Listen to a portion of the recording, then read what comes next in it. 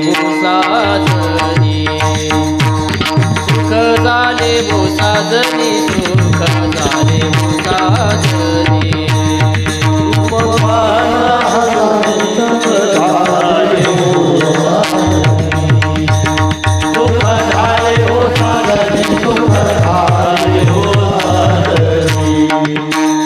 तो हा विठ्ठल बरवा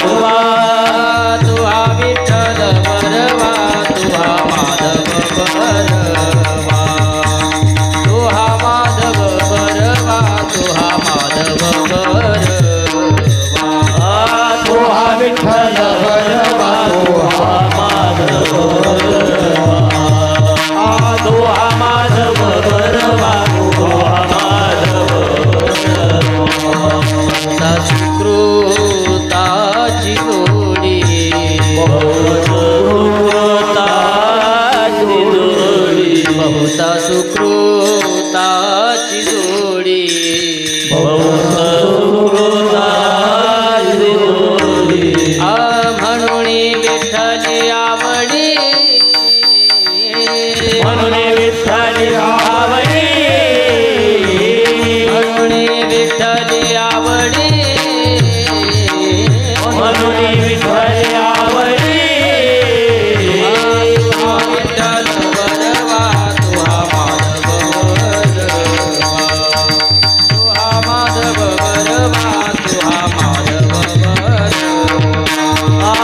तुहा विठ्ठल बरवा तुहा माधव बरवा तुहा माधव बरवा तुहा माधव बरवा सर्व सुखाचे आगर बाप रखुमा देवीवर सर्व सुखाचे आगर बाप रखुमा देवीवर सर्व सुखाचे आगर बाप रखुमा देवीवर सर्व सुखाचे आगर बाप रखुमा देवीवर तुहा विठ्ठल बरवा तुहा माधव बरवा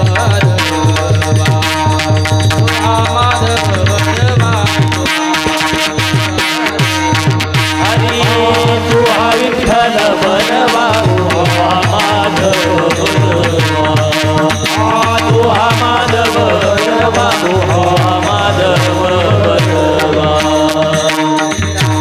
हरी जय जय राम जय जय राम जय जय राम कृष्ण जय जय राम कृष्ण जय जय राम कृष्ण जय राम कृष्ण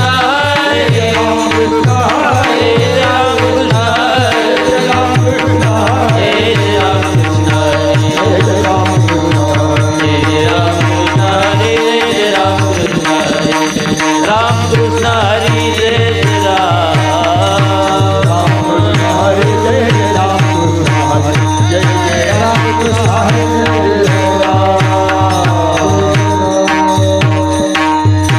संतांची पायी हा माझा विश्वास संतांची पायी हा माझा विश्वास संतांची पायी हा माझा विश्वास संतांची पायी हा माझा विश्वास सर्व भावे दास झालो त्यांचा सर्व भावे दास झालो त्यांचा सर्व भावे दास झालो त्यांचा माझे हित करीती सकळ माझे हित करीती सकळ माझे हित करीती सकळ माझे हित करीती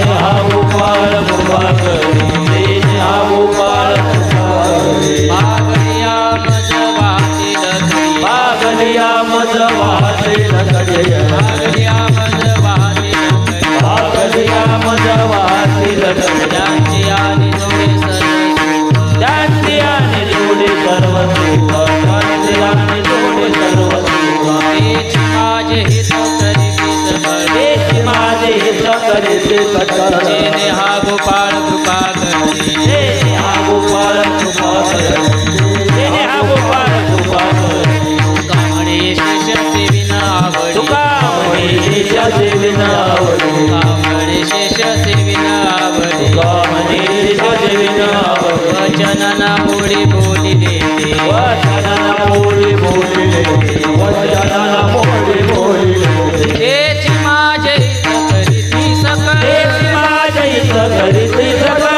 तेची माझे हित करीती सकळ तेची माझे हित करीती सकळ जेने हा गोपाळ कृपा करी जेने हा गोपाळ कृपा करी जेने हा गोपाळ कृपा करी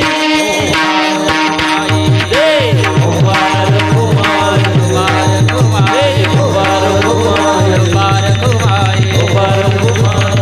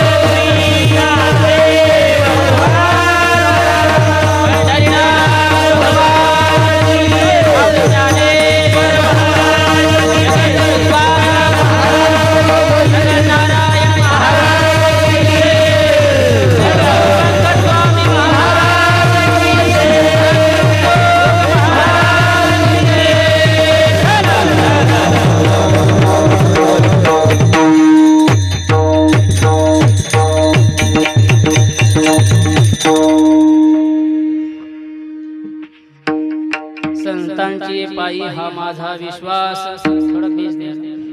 संतांची पायी हा माझा विश्वास सर्व भावी दास झालो त्यांचा तेची माझे हित करीती सकळ जेने हा गोपाळ कृपा करी भागली या मज वाहतील कडिये भागली या मज वाहतील कडिये त्यांची आणि जोडे सर्व सुख तेची माझे हित करीती सकळ जेने हा गोपाळ कृपा करी तुका म्हणे शेष सेविना आवडी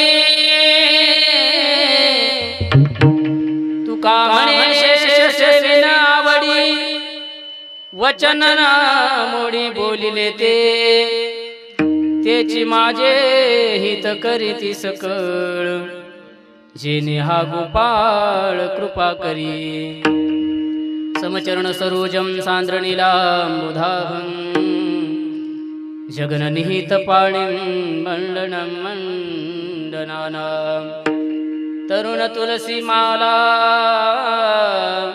कंदरं कञ्जनेत्रं सदयधवलहासं विठ्ठलं चिन्तयामि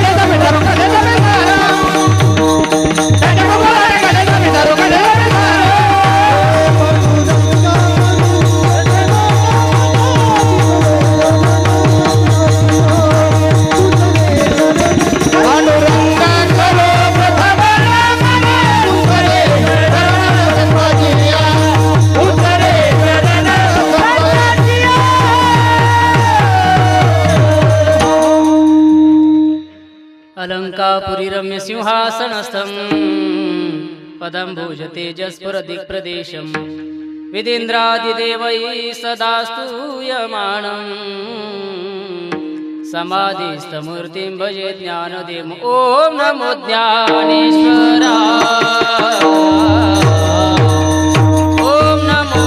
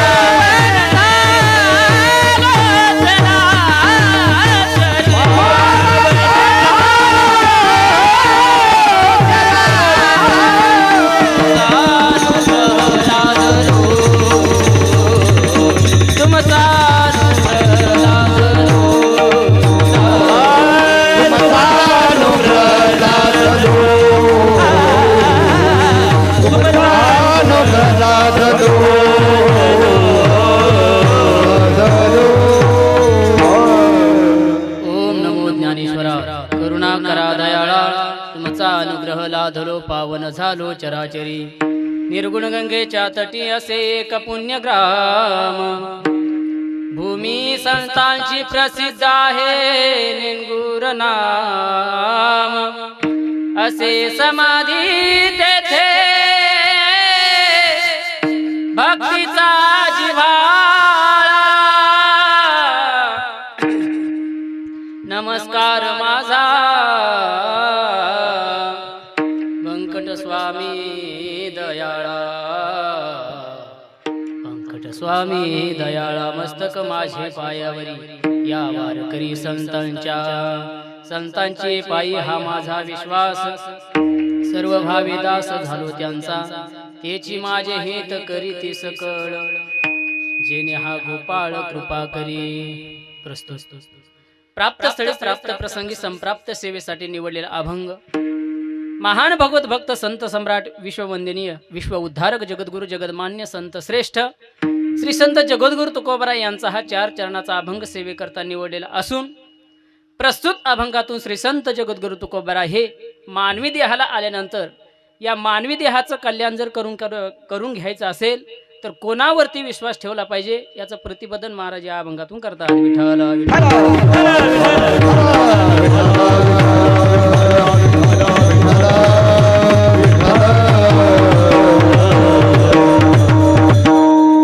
अभंगावर काही विवेचन करण्यापूर्वी 2 शब्दाचा परिहार देणं अत्यंत अगत्य आहे.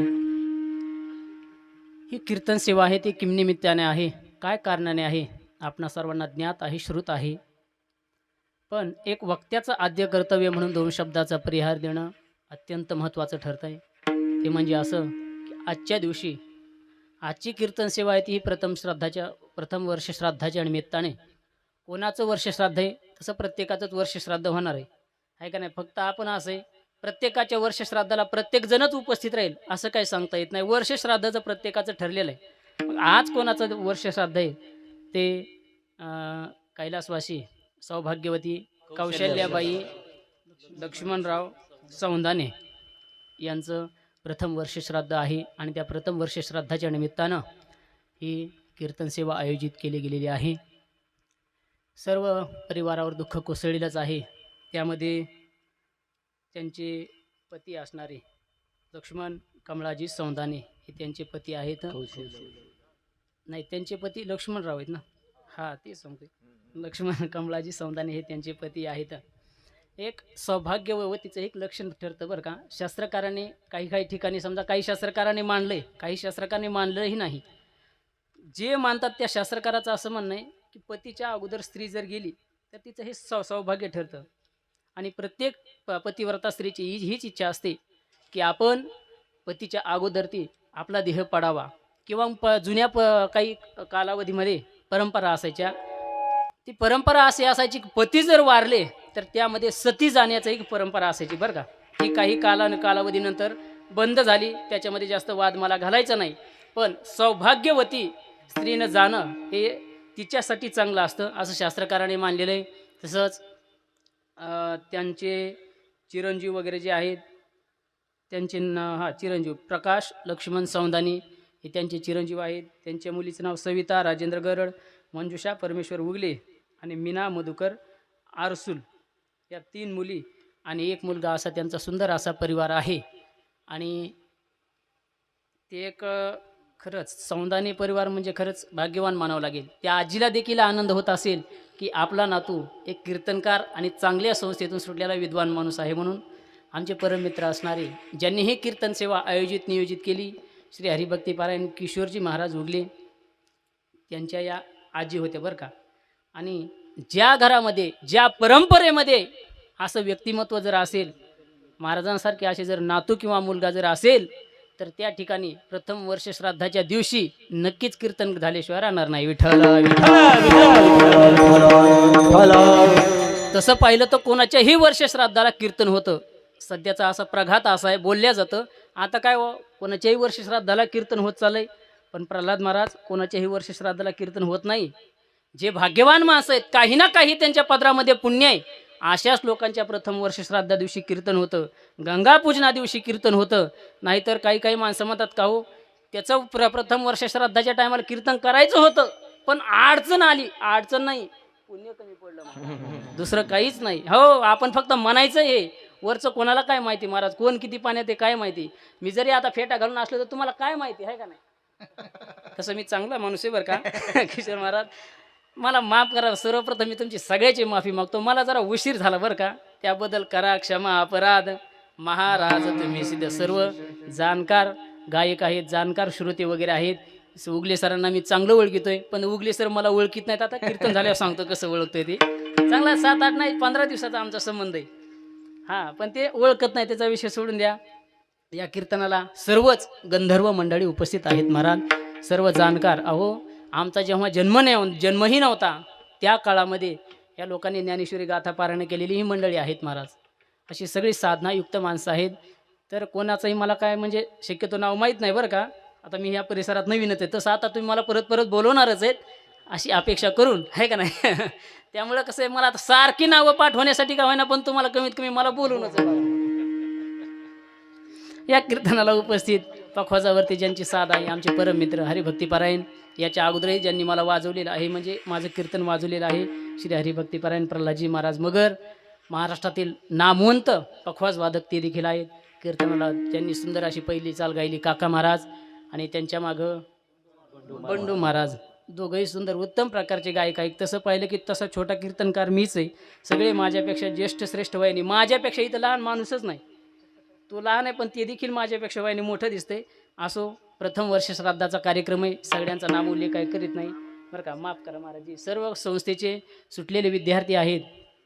सर्व जाणकार आहेत. आळंदीमध्ये ज्यांनी आपलं आयुष्य घातलेलं आहे गाथा पारायण ज्ञानेश्वरीमध्ये जे स्वतः ज्ञानेश्वरी आपलं जीवन जगतात गाथ्याप्रमाणे आपलं जीवन जगतात अशी सर्व श्रोते मंडळी उपस्थित आहेत. सर्वांच्या चरणी विनम्र भावाने अभिवादन करून या ठिकाणी सेवेला सुरुवात. विठ्ठल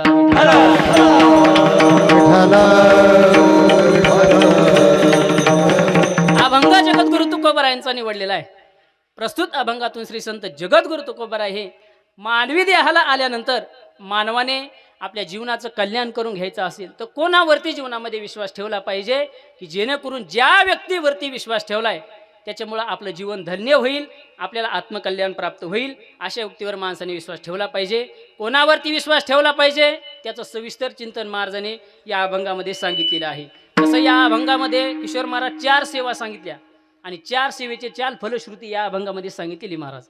हो, तसं पाहिलं तर जीवनामध्ये जे आपल्याला जीवन जगायचं असेल तर कोणावरती ना कोणावरती आपल्याला विश्वास ठेवावा लागतो.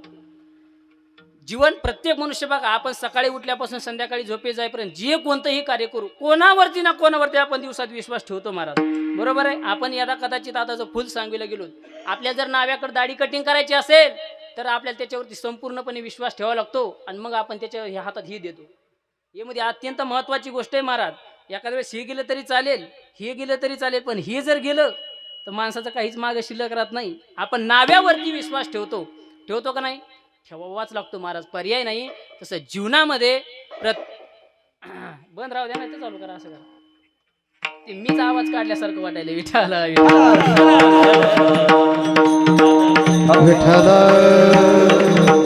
शास्त्रकाराने काही महत्वाचे श्लोक वगैरे सांगितले. माणसाने जीवनामध्ये कोणावरती विश्वास ठेवला पाहिजे आणि कोणावरती विश्वास नाही ठेवला पाहिजे, मी याच्याकरता शास्त्रचिंतन मांडतोय. आपण सर्व जाणकार श्रोते मला दिसत आहेत म्हणून मी थोडं शास्त्र सांगण्याचा प्रयत्न करणार आहे. जर चुकलं तर तुम्ही मला सांगण्याचा प्रयत्न करा. बरोबर आहे. तसं तुम्हाला सांगण्याची पाळी येऊन मी देणार नाही, हा, कारण मी चांगले श्लोक पाठ करून आलेलो आहे महाराज. जीवनामध्ये विश्वास कोणावर ठेवला पाहिजे आणि कोणावरती नाही ठेवला पाहिजे. अगोदर कोणावरती नाही विश्वास ठेवला पाहिजे, मी याच्याकरता काही श्लोक वगैरे सांगतो. कोणावरती विश्वास नाही ठेवला पाहिजे, काही शास्त्रकार समोर आले महाराज. चाणक्य नीती समोर येते, सामान्य नीती, राजनीती, या सगळ्यातले श्लोक आपल्या समोर येतात आणि सांगतात माणसाने जीवनामध्ये 6 गोष्टीवरती विश्वास नाही ठेवला पाहिजे. कोणत्या 6 गोष्टी? ऐका, शास्त्रकारांचा श्लोक आहे. नदीनां च नखीनां च शृंगीणां शस्त्रपाणीनां विश्वासो नैव कर्तव्यः स्त्रीषु राजकुलेषु च. या 6 गोष्टी शास्त्रकारांनी सांगितल्या. कोणत्या 6 गोष्टी? नदीनां च, नदीवरती माणसाने विश्वास ठेवू नये. विश्वास नाही ठेवण्यासारखे काही तुम्हाला उदाहरण सांगतो. नदीवरती माणसाने विश्वास ठेवू नये, शास्त्रकाराने सांगितलं. नदीनां च विश्वासो नैव कर्तव्यः. या नदीवरती माणसाने विश्वास ठेवू नये. कोणत्या नदीवरती? जी नदी वाहत राहते सारखी. आता आपण जर गंगेला गेलो हिमालयामध्ये, तशा नदीवरती माणसाने विश्वास ठेवू नये. आपल्याला कोणती नदी जवळ आहे? सिंधफणा. सिंधफणा इथं जवळ आहे तुम्हाला. आमचे म्हणजे नदी भाऊ असल्यासारखे तुम्ही. आमच्या तिकडे सिंधफणा येते बरं का. हा, गोदावरीचा आणि सिंधफणा नदीचा संगम आहे आमच्या मंजरतला. तिथंही महाराज त्या सिंधफणा नदी संगम आहे. पण हा दृष्टांत या काळामध्ये न बसण्यासारखा आहे. शास्त्रकार सांगतात नदीनांचे विश्वासो नैव कर्तव्य. हा म्हणजे नदीवरती माणसाने विश्वास ठेवू नये. का ठेवू नये? नदीमध्ये कुठं खड्डे असतील सांगताच येत नाही, कुठं येड्या बाबडी असतील, काटे असतील, सांगता येत नाही महाराज. आणि जुन्या काळामध्ये एक हे असायचं, वरी जर त्र्यंबकेश्वरला, नाशिकला जर पाऊस पडला तर गोदावरी नदीला खाली पाणी किती वाढल अचानक सांगता येत नव्हतं. आणि सध्या तर आता धरणं वगैरे, तळे वगैरे झालेत, त्यामुळे अगोदरच गावकऱ्यांना सूचना दिली जाते नदीला पाणी वाढणार आहे, पूर भरपूर येणार आहे, गावकऱ्यांनी आपापलं नियोजन आपापल्या पद्धतीने करा असं सांगितलं जातं. पण त्या काळामध्ये असं काही सांगितलं जात नव्हतं महाराज. म्हणून शास्त्रकार म्हणतात नदीवरती माणसाने विश्वास ठेवू नये. दुसरी गोष्ट आहे नदीनांच नखीनांच, नख असणाऱ्या प्राण्यावरती माणसाने विश्वास ठेवू नये असं शास्त्रकाराचं म्हणणं आहे. आता नख कोणाकोणाला असतात भया? बोल मोकळ्या म्हणा. नख कोणाकोणाला असतात? शाळेतले प्रश्न. तुझे नको नख बघू. प्रत्येक नख हे प्रत्येकाला आहेत महाराज. पण नख असणाऱ्या प्राण्यावरती, मनुष्य हा देखील प्राणी आहे सर, गोष्ट ध्यानात ठेवण्यासारखी. नख प्रत्येकाला आहे. हिंस्र पशुला देखील नख आहेत. वाघ असेल, सिंह असेल, कुत्र असेल, बैल असेल, गाढव असेल, डुकर आदी करून सर्व प्राण्यांना काय आहेत? नख आहेत. शास्त्रकार सांगतात अशा प्राण्यावरती माणसाने जास्त विश्वास ठेवू नये. की कधी माणसावर हल्ला करतील सांगता येत नाही. म्हणून डोळे झाकून कोणावरतीही विश्वास ठेवू नये. त्यात मनुष्य बसले जातो. विषय सोडून द्या. नदीनांच नखीनांच शृंगीनाम. शृंगीनाम म्हणजे शिंग असणाऱ्या प्राण्यावरती माणसाने विश्वास ठेवू नये. आता शिंग कोणाकोणाला आहेत? तू एकटाच आहे माझ्यापेक्षा, लावून तूच सांग. आता शिंग कोणाकोणाला आहेत? गाईला, बैलाला, म्हशीला, शिळीला, मेंढीला असते ना. येडक्याला असते आहे का नाही? पुन्हा कुत्र्याला, वाड्याला. कुत्र्याला शिंग किती असतात? एक तरी म्हण ना. कुत्र्याला शिंग नसतात महाराज. बरं माणसाला शिंग असतात का? नाही. तू आणखीन माणसात उतरला नाही का? अरे माणसाला शिंग असतेत का? तुला काय सांगायचं. जनावरांनी, बैलांनी जर ढुसणी मारली बरं का महाराज, बैलांनी जर शिंग मारलं किशोर महाराज तर अंगाचं कातडं निघलं जातं. पण माणसाने जर शिंग हाणलं तर कुठं कातडं निघतं हेच मिळ लागत नाही, दिसत नाही पण लागलेलं असतं बघा, एवढी गोष्ट खरी आहे. पण शिंग अशा लोकांपासून शृंगीनाम विश्वासो नैव कर्तव्य, नदीनामचे नखीनामच शृंगीनाम शस्त्रपाणीनाम. शस्त्रकाराने सांगितलं, शस्त्र ज्या माणसाने धारण केलेलं आहे, ज्याच्याजवळ बंदूक आहे, तलवार आहे, कुऱ्हाड आहे, सगळं कोयता वगैरे सगळं आहे, अशा हत्यार जवळ ठेवणाऱ्याविषयी माणसाने अजिबात विश्वास ठेवला नाही पाहिजे. कधी विश्वासघात करेल सांगता येत महाराज. विश्वासो नैव कर्तव्य. 5वी गोष्ट सांगितली, स्त्रीवर देखील माणसाने विश्वास ठेवू नये. लगेच आजूबाजूला बघू नका, पण कोणत्या स्त्रीवरती विश्वास ठेवू नये याला देखील शास्त्रे, मला जास्त याचा विचार करायचा नाही. आणि शेवटी सांगितलं, राजकारण्याविषयी माणसाने विश्वास ठेवू नये. राजकुलेशुच विश्वासो नैव कर्तव्य. सरकारशी संबंधित जे काही लोक असतील अशा लोकांवरती माणसाने विश्वास ठेवू नये. आता हे मी तुम्हाला जास्त सांगायची गरज नाही, आपल्या सर्वांच्या डोळ्यात देखत आहे महाराज. विश्वास ठेवण्यासारखे का वय माऊली? का महाराज विश्वास ठेवण्यासारखं आहे? अजिबात कोणावरती विश्वास ठेवण्यासारखं नाही आहे. म्हणून शास्त्रकार सांगतात या 6 गोष्टीवरती माणसाने विश्वास ठेवू नये. पण बरं का किशोर महाराज, या 6 गोष्टीबद्दल मला काही प्रमाणात सापडली नाही बरं का. तुकोबरायची गाथा पाहितली मी, ज्ञानेश्वरीमध्ये देखील पाहितलं, फक्त एकनाथी भागवत भागात राहिले त्या, म्हणजे या 2 ग्रंथामध्ये मला याच्याविषयी प्रमाण सापडले नाही. कदाचित असतीलही, माझी बुद्धी तिथपर्यंत पोहोचली नाही, पण याला साधू संतांचे प्रमाण काही सापडले नाही. जगामध्ये असा कोणता विषय नाही त्याला साधू संतांचे प्रमाण नाहीत, पण या गोष्टीविषयी मला सापडले नाहीत. मग कोणत्या गोष्टीविषयी माणसाने त्याला काही संत वाङ्मयाचे प्रमाण आलेले आहेत महाराज. तुकोबराय म्हणतात माणसाने 4 गोष्टीवरती विश्वास ठेवू नये. ते झालं शास्त्रकाराचा विषय, सोडून द्या. आता पंचमवेद निर्माते जगद्गुरु तुकोबराय यांनी 4 गोष्टी सांगितल्या, त्याच्यावरती अजिबात विश्वास ठेवू नये. कोणत्या 4 गोष्टी ऐका? दुर्जनावरती विश्वास ठेवू नये. दुसरी गोष्ट धनावरती विश्वास ठेवू नये. तिसरी गोष्ट कुटुंबावरती विश्वास ठेवू नये. आणि चौथी गोष्ट सगळ्यात महत्वाची, या देहावर देखील विश्वास ठेवू नये. विठाला विठाला विठाला विठाला विठाला विठाला. सर्वप्रथम शास्त्र साधू संतांनी सांगितलं दुर्जनावरती विश्वास ठेवू नये. का बरं विश्वास ठेवू नये? कारण दुर्जन लोक महाराज गोड बोलतात, पण विश्वास ठेवण्यासारखं नसतं महाराज. शक्यतो दुर्जन लोक गोडच बोलत असतात, पण काही माणसं जे गोड बोलतात म्हणजे त्यांना दुर्जन म्हणता येत नाही बरं का महाराज. काही माणसांना गोड बोलण्याची सवय असते, ते दुर्जन नसतात, पण शक्यतो दुर्जन माणसं गोड बोलतात, असं शास्त्रकारांचं म्हणणं आहे. ऐका शास्त्रकारांचा श्लोक, दुर्जन प्रियवादिती नैतद विश्वास कारणम मधुतिष्ठती जिव्हाग्रे हृदये तु हलाहलम. मधुतिष्ठती जिव्हाग्रे, दुर्जन प्रियवादिती, त्याच्या जिभेवरती मधु इतकं गोड बोलतो, इतकं गोड बोलतो, पण अंतःकरणामध्ये त्याच्या विष असतं महाराज, विष. आपल्याला उदाहरण घ्यायचं असेल, आपल्या पुतना मावशीचं उदाहरण घ्या. पुतना मावशी त्या गोकुळामध्ये शिरली, किती गोड बोलत होती. तुझा बालक कुठे, तुझा बालक कुठे, त्या यशोदेला विचारत होती, का ग यशोदे तुझा बालक कुठे? माझ्या कानावर आलंय, गवळीनं सांगे, गवळीला सांगू वांगी माझ्या कानावर आलं की तुझ्या घरी पुत्राने एका जन्म घेतलेला आहे, फार गोंडाच बालक आहे, मग तो बालक कुठे आहे मला दाखव. इतकी गोड बोलते, अगं मी तुझी बहीण आहे, तुझी मोठी बहीण आहे, इतकी गोड बोलते, इतकी गोड बोलते. यशोदा माता म्हणते, तू माझी जर मोठी बहीण आहेस तर माझ्या जन्माच्या वेळी तू का आली नव्हतीस? ती म्हणली, मला फार लांब दिलं बघ, इतकं लांब दिलं नांदायला की पार लंडनच्या पलीकडे तिकडे एवढ्या लांब दिलं की तिकडून येणंच नाही झालं तू जन्मली त्यावेळेस.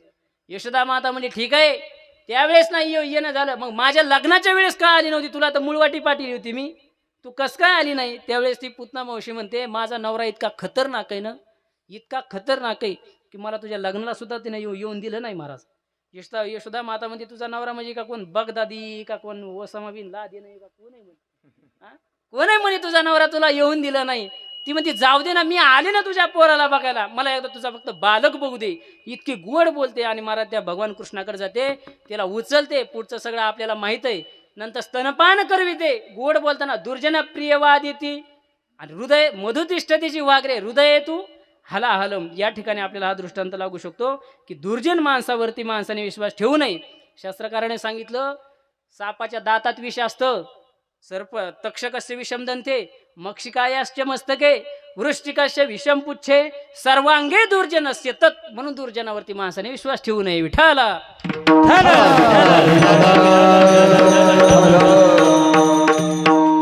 श्लोकाचा अर्थ लागला तुम्हाला? तक्षकस्य विषम दंते म्हणजे सापाच्या दातामध्ये विष असतं, बरोबर आहे. मक्षिकायाश्च मस्तके, माशीच्या मस्तकामध्ये विष असतं, आणि विंच्याच्या पुढच्या नांगीमध्ये विष असतं. मागच्या, आणि पुढच्याला काय म्हणतात ते असं असतं ते आ अहो तुम्ही माझ्यापेक्षा जुने माणसं आहे, त्याला काय म्हणतात मलाही माहित नाही, नंतर आठवल्यावर सांगा. पण मागचं जे असतं त्याला नांगी म्हणतात. त्या वर करून चलतं, इतकंच विषय असतो सर त्याच्यात. पण असं वर उद्या असं चलतंय ना असं टाईट मध्ये, आरा ते काय सांगण्यासारखं प्रल्हाद महाराज. हा साधं नाही, शास्त्रकार सांगतात त्या विंचेच्या नांगीमध्ये विष असतं. त्यांच्या फक्त काही शरीराच्या काही ठिकाणीच विष असतं. पण दुर्जन एक असा माणूस आहे, काही माणसं इतके दुर्जन असतात त्याच्या सगळ्या अंगातच विष असतं. माझं नाही, तुकोबरायचं प्रमाण आहे ह्याला. तुका म्हणे विंचाची नांगी तैसा दुर्जन सर्वांगी, तैसा दुर्जन सर्वांगी, तैसा दुर्जन सर्वांगी तुका म्हणे विंचची नांगी तैसा दुर्जन सर्वांगी, तैसा दुर्जन सर्वांगी, तैसा दुर्जन सर्वांगी. तुका म्हणे विश्वासी नांगी तैसा दुर्जन सर्वांगी, तैसा दुर्जन सर्वांगी, तैसा दुर्जन सर्वांगी. तुका म्हणे विश्वासी नांगी तैसा दुर्जन सर्वांगी, तैसा दुर्जन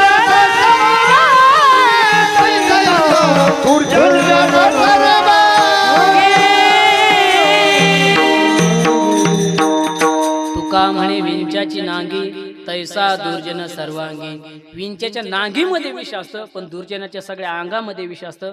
म्हणजे या नैतद विश्वास कारणम, दुर्जनावरती माणसाने विश्वास ठेवू नये. दुसरी गोष्ट आहे धनावरती माणसाने विश्वास ठेवू नये. या गोष्टी खरं तर न पटण्यासारख्यात, तुम्हाला काय मला देखील न पटण्यासारख्यात. पण साधू संतांनी ज्या अर्थी सांगितल्यात त्या अर्थी 100% याच्यावर न विश्वास ठेवण्यासारखे. आपण एकनाथी भागवत जर वाचलं तर एकनाथी भागवतामध्ये त्या अर्थाचे 15 अनर्थ सांगितले. अर्थ म्हणजे पैसा, वित्त, त्याच्याविषयी 15 अनर्थ सांगितले. आणि दुसरा एक श्लोक आहे बघा, त्या श्लोकामध्ये धन मिळवताना जेवढं कष्ट आहे, जसं पंचदशिकार सांगतात अर्थाना मार्जने क्लेशस तथैव परिपालने नाशे दुःखम वे दुःखम, म्हणून शास्त्रकारांनी त्याचा धिक्कार केला. धिगर्थान क्लेशकारिणा, हा पंचदशिकाराने सांगितलं. आणि नाथ भागवत जर नाथ बाबाच्या दृष्टीने जर आपण पाहितलं तर नाथ बाबा म्हणतात एवं कष्टले जोडले धन ते महादुखाचे जन्मस्थान, अर्थ अनर्थाचे अधिष्ठान, निजात्म मरण निज मूळ, द्रव्यनाथा उपाय शिणवी, झालिया संरक्षणी आधी लावी, रात्री दिवस रुद्रोग जीवी, अविश्वासे नांदवी धन लोभू. अविश्वास शब्द आलाय म्हणजे अविश्वास, त्याच्या विश्वास ठेवण्यासारखं नाहीये. पुन्हा द्रव्यापाशी आधी व्याधी, द्रव्यापाशी दुष्ट बुद्धी, द्रव्यापाशी सलोभ क्रोधी, असत्य निरवधी द्रव्यापाशी. हे द्रव्याच्या बाबतीत विचार केला तर नाथमार्गाच्या भरपूर आपल्याला वव्या सांगता येतील. इतका वेळ आपल्याकडे नाहीये, म्हणून त्याच्यावर विश्वास ठेवण्यासारखं नाही. महाराज विश्वासच ठेवता येत नाही, अजिबात नाही. मग पैशावर विश्वासच ठेवायचा नाही का, तर नाथ बाबा म्हणतात पैशावर विश्वास ठेवायचा, पण कोणत्या पैशावर? जोडोनी याधन उत्तम व्यवहारे, उदास विचारे वेच करी, उत्तमची गती एक पावे. उत्तम व्यवहाराने आपलं जे आहे ते धन माणसाने थोडं असं भ्रष्टाचाराने न कमवता आपल्या इमानदारीनं कष्टाने माणसाने धन कमवलं पाहिजे. अशा माणसं त्या धनावरती माणूस थोडाफार विश्वास ठेवू शकतो, पण धनावरती शक्यतो माणूस विश्वास ठेवू शकत नाही. ते धन माणसाला सुख देऊ शकत नाही. नाथ महाराज म्हणतात बरं का, धन माणसावरती धनावरती माणूस विश्वास ठेवू शकत नाही. महाराज नाही ठेवू शकत.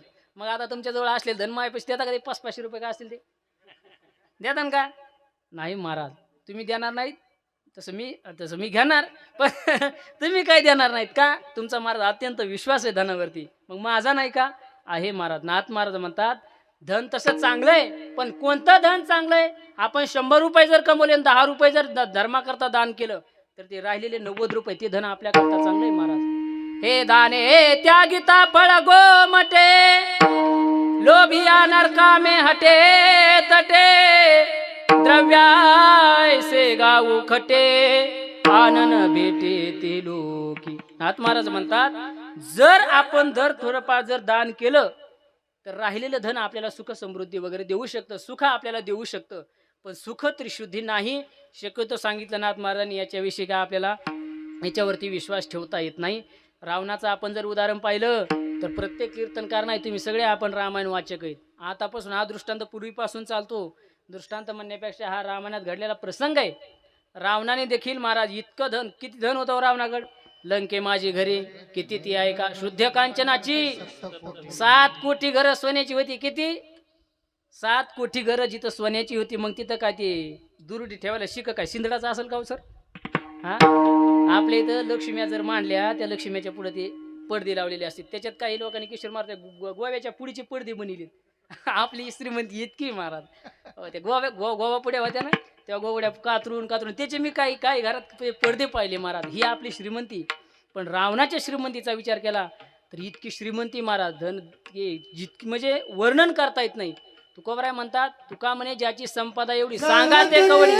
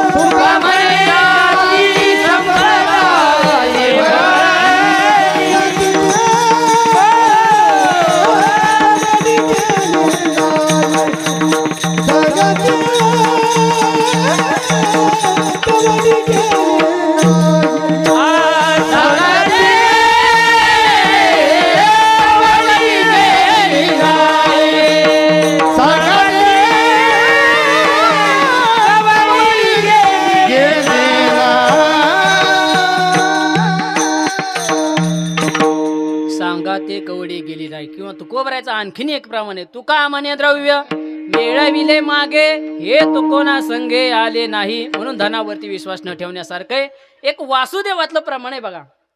ज्ञानोबराय म्हणतात, पहा कोणाला आठवलं तर, ज्ञानोबराय म्हणतात हे धन जे आहे ना, ही झाडाखालची सावली, तरू खालची ही सावली. या धनाचा न धरी विश्वास जैसी तरुवर छाया. या धनाचा न धरी विश्वास जैसी तरुवर छाया. आता याची न चुके तरी हे भोगीशील काया. याची न चुके तरी ते भोगीशील काया. या हरी भजने विन तुझे जन्म जाते वाया.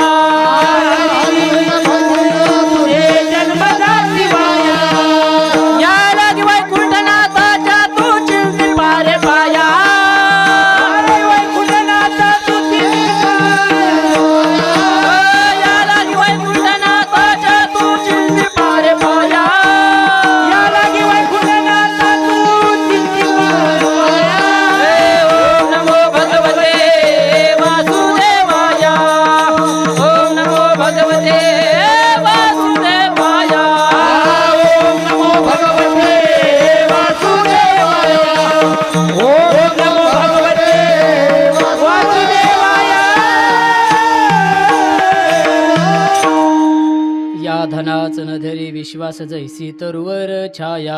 ज्ञानोबराय म्हणतात या धनावरती विश्वास ठेवता येत नाही, दुर्जनावरती विश्वास ठेवता येत नाही, धनावरती विश्वास ठेवता येत नाही.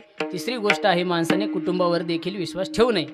बरं का, आता हे जरा जास्तच जड जात आहे बरं का. पण तुकोबरायचा स्पेशल याच्याकरता अभंग किशोर महाराज काय करावं आता ना, महाराजांनी अभंगलेले आपल्याला पाठ करणं गरजेचंच आहे आणि त्याचं सांगणं देखील गरजेचं. तसं आपला देखील आणखीन विश्वास कुटुंबावर उठला नाही आहे का नाही, पण सांगून सांगून नक्की 100% विश्वास माणसाचा उठल्याशिवाय राहणार नाही. विठाला तुकोबराय म्हणतात कुटुंबावर देखील माणसाने विश्वास ठेवू नये. का ठेवू नये? महाराजांनी दृष्टांत देऊन सांगितलं. मला सांगा, आमच्या इकडे चोरी होते किशोर महाराज, त्यावेळेस चोर मुकाट्या येऊन चोरी करून जातात. आपल्या इकडे कसं आहे, आपल्याकडे चोऱ्या होत नाहीत का? होत्यात ना. कशा होत्यात? दिवसा का दुपारच्या बाऱ्यात का? कधी संध्याकाळी होतात का दिवसा? शक्यतो संध्याकाळी बरं का, पण संध्याकाळी होतात. तुम्ही झोपलेले असल्यावर होतात का जागे असल्यावर होतात? झोपलेले असल्या म्हणजे चोर तुमच्या मुकाटे येऊन काय करतात, चोरी करून जातात. हे बाहेरचे चोर झाले महाराज. हो तुकोबाराय म्हणतात काही घरातले चोर आहेत तुमच्या देखत नाही, तुमच्या अंगावरला सून वरबडू वरबडू घेते. हे तुकोबारायचे प्रमाण आहेत. तुकोबारायचे अभंगच आहे त्याच्याकरता महाराज. स्त्रिया पुत्र कलत्र हे तव नाशिवंत, शेवटीचा अंत न पावे कोणी. यमाचे हाती बांधोनिया देती, भूषणेही घेती काढोनिया. शेवटी मला सांगा विचारून घेतल्या जातात का सोनं काढून? विचारून घेतल्या जातं का? नाही महाराज, विचारित नाहीत का नाही, रडत रडत जाऊन आपला अंगावर सोनं काढून घेतात. भूषणेही घाती घेती काढोनिया. मग तुकोबाराच्या शेवटी प्रमाणात सांगतात की अशा चोरावरती माणसाने विश्वास ठेवू नये. काय ते प्रमाण आहे? ऐशिया चोरांचा न धरी विश्वास, धरली तुझी कास तुका म्हणे ना. तुकोबाराय म्हणतात या चोरावरती माणसाने विश्वास ठेवण्यासारखं नाही. काय झालं, एक मनुष्य होता नोकरदार, रिटायर झाला किशोर महाराज. रिटायर झाल्यानंतर 4 मुलं त्याला, 4ही नोकरीला लागलेले. मोठा असा बंगला होता बरं का आई, मोठा असा बंगला आहे. 4ही सुना त्याला आलेल्या आहेत. 4ही सुना शिकलेल्या पण बेरोजगार, घरीच होत्या. आपलं आहे का नाही, पोरं नोकरी करायचे, घरी पैसा कमवून आणायचे, चौघीजणी उडून टाकायच्या. म्हातारीची रूम वेगळी, त्या चौघाच्या रूमा वेगळ्या. आणि एक सांगू, नोकरदार माणसं हुशार असतात, स्वतःच्या खात्यावर पैसे ठेवतात बरं का महाराजजी. आणि त्या बाबाच्या खात्यावर भरपूर पैसे होते. काय झालं, मोठ्या मुलाचा जो मुलगा होता म्हणजे त्या बाबाचा नातू, हे तो आपल्याला सांगायची गरज नाही, लगेच खालून नावाची ते नातू आहे का नाही. हे का शास्त्र थोडंच आहे का नाही. नातू, ते नातू एक दिवस काय झालं, बाजाराच्या दिवशी ते आजोबा बाजाराला निघाले. ते नातू म्हणला बाबा मला देखील बाजारात यायचं. आजोबा आता खिसा गरम असल्यामुळे बाबा म्हणले चल.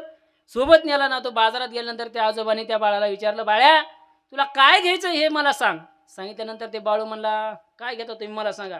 काय म्हणले, फळं घ्यायचे, केळी, मोसंबी, सफरचंद, काय घ्यायचंय, द्राक्षे, सध्या द्राक्षे बी आलेत बाजारात तुम्हाला सांगतो मी, चिकू देखील आहेत. काय घ्यायचं ते मला, याच्यात तर मला काहीच नको, सध्या पुढं फळं खात नाही बरं का. मग आणखीन काय घ्यायचंय, बरं चल म्हणले पुढं हॉटेल आहे, हॉटेलमध्ये वडापाव, वडा सांबर, वडापाव, चिकली, इडली, काय खायचं नेमकं सांगतो मला, जिलेबी काय खायचंय ते मला, याच्यातलंच मला काही नको. अरे मग खेळायला तरी काहीतरी घे ना. मग ककडी खातो, काय खातो नेमकं तू, काहीच घेत नाही तर आला कशाला बाजारात. चला म्हणला खेळणीच्या दुकानात. खेळणीच्या दुकानात नेलं. तिथं त्यानं एक खेळणी दाखवली, ह्या बघा हे पाहिजे म्हणला. वरी नका बघू, कापूस लोंबकळायला तिथं ते पाहिजे म्हणला. तिथं काय होतं, नकली साप होता बरं का बाबा. नकली साप त्या बाळ्याने घेतला. घेतल्यानंतर आता पोरगच ते नकली साप, ते त्याला एवढी अशी दोरी होती. त्या आजोबाने पैसे दिले दुकानदाराकडून, तो साप घेतला. आजोबा म्हणले बाळ्या तू आता घरी जाय, मी काय करतो जरा मित्राबरोबर जरा चव्हाट्यावर गप्पा मारून येतो, तू आपलं घरी जा. आणि असे 3-4 वाजलेले महाराज.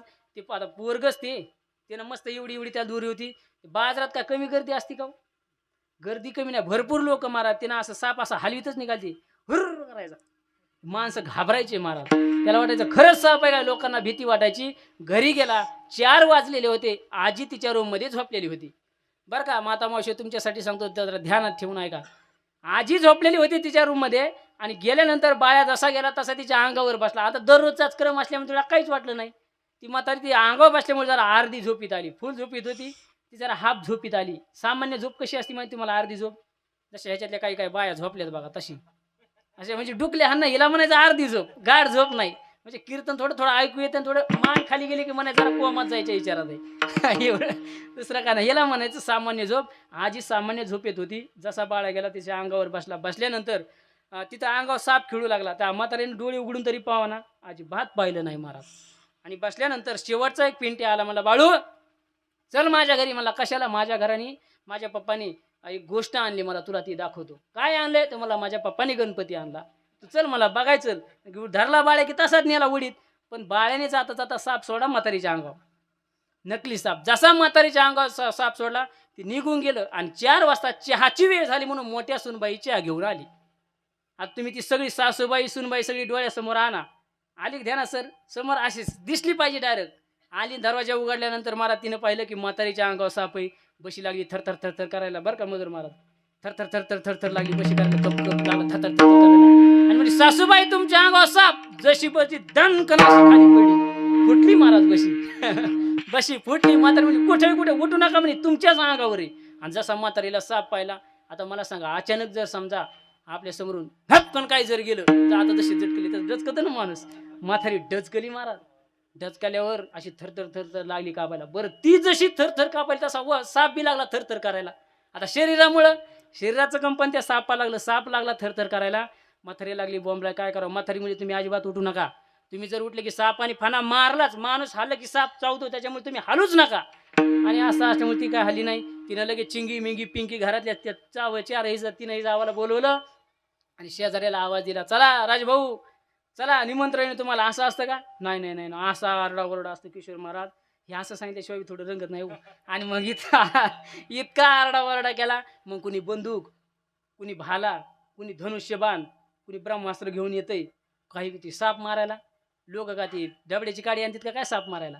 नाही महाराज. घेऊन आल्यानंतर लोक म्हणले कुठे साप? त्या बघा ती मुली म्हातारीच्या अंगावर चारही सुना लांबून दाखवायला लागल्या. कुठे साप? कुठे?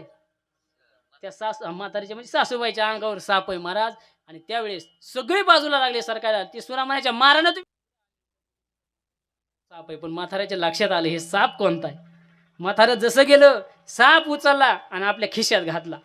खिशात घातल्या लोक म्हणले बाबा चावण ना. चावण कसा म्हणे? मीच घेऊन दिलेला म्हणे तो चावण कसा? आणि मग ती म्हातारी मोठमोठ्याने त्या बाबाच्या गळ्यात पडून रडू लागली. का हो म्हणे तुम्ही मला वाचवलं. ती म्हणे अगं वेळे तू मरतच नव्हतीस. ती म्हणे मी मरत नव्हते. नकली साप आहे जरी माहिती असतं मरत नव्हते. पण हे बघा ना म्हणे. हे म्हणजे हे नाही, ती म्हातारी असं म्हणू लागली. हे बघा म्हणे या 4 सुनां 4 लेक माझ्या भोवतालीत नकली साप असताना जरी समजा ओरिजिनल जरी असता तर या चौघातलं मला कुणीही वाचू शकत नव्हतं. कुणीही किंवा वाचू शकत होते पण त्यांनी मला वाचवलं देखील नाही. यांच्यावर विश्वास ठेवण्यासारखे का सांगा तुम्ही? हां तुकोबाराय म्हणतात ऐशिया चोरांचा न धरी विश्वास. मग आता एवढ्या महाराजांनी सांगितलंय. मग आता आपण सगळे संन्यास घेऊन हिमालयात जाणार आहेत का? नाहीच जाऊ शकत. मला किती आहो मी जरी सांगू इथून जरी माझा देह पाडा इथंच तरी आपण कुटुंबावरचा विश्वास घेऊ शकत नाही. आणि कुटुंबावरचा विश्वास माणसाचा गेला देखील नाही पाहिजे.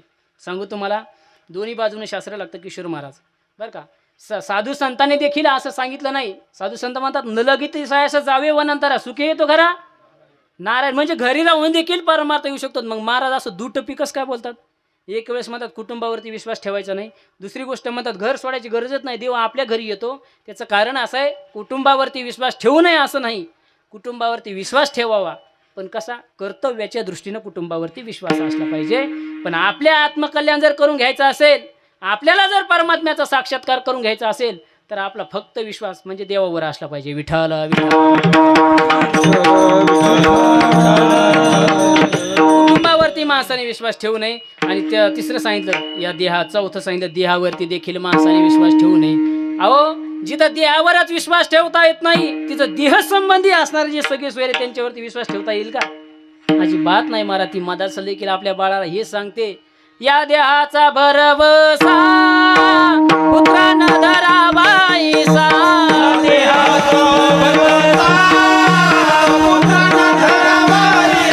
माझे माझे म्हणून या बहुता दुःखाचा वळसा.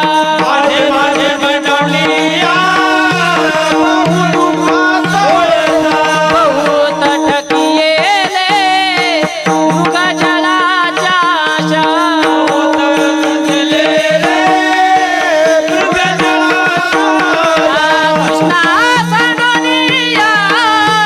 योगी गेले वनवासा.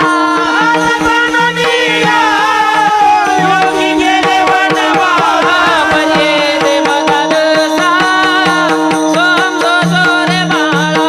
पर्ये मदालसा समजो रे बाळा. पर्ये मदालसा समजो रे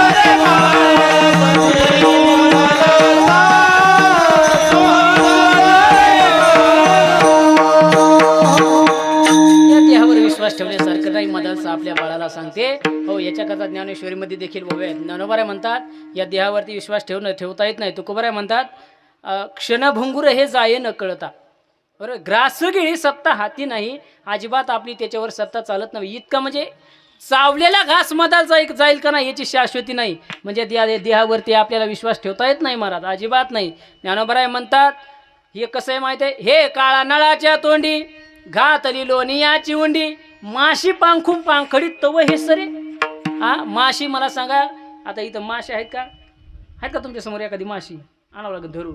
माशी नाही, मुगळे ती माशी अशी पंख हलवताना एका सेकंदामध्ये किती वेळेस हलवते हो. हा अनेक वेळेस ती माशी तो ज्ञानोबरा किती सूक्ष्म दृष्टांत आहे. ज्ञानोबरा म्हणतात ती माशी पांखू पांखडी एक वेळेस ज्यावेळेस ती पंख हलवते, ती जेवढा पंख हलवते ना तेवढ्या कालावधीमध्ये आपला देह निघून जाऊ शकतो. म्हणजे याच्यावर आपल्याला भरोसा देता येत नाही महाराज, अजिबात भरोसा ठेवता येत नाही. म्हणून देहावरती विश्वास ठेवता येत नाही. मग का हो महाराज, ह्याच्यावरती विश्वास ठेवू नका, त्याच्यावरती विश्वास ठेवू नका, मग अविश्वासाने आम्ही जीवन जगायचं का? तुकोबाराय म्हणले अजिबात नाही. या गोष्टीवरती माणसाने विश्वास ठेवू नये. मग कोण्या गोष्टीवरती विश्वास ठेवला पाहिजे? तुकोबाराय म्हणतात अंतकाळामध्ये ज्या गोष्टी कामाला येतील हा त्याच्यावरती माणसाने विश्वास ठेवला पाहिजे. आणि अंतकाळामध्ये कोण्या गोष्टी कामाला येतात?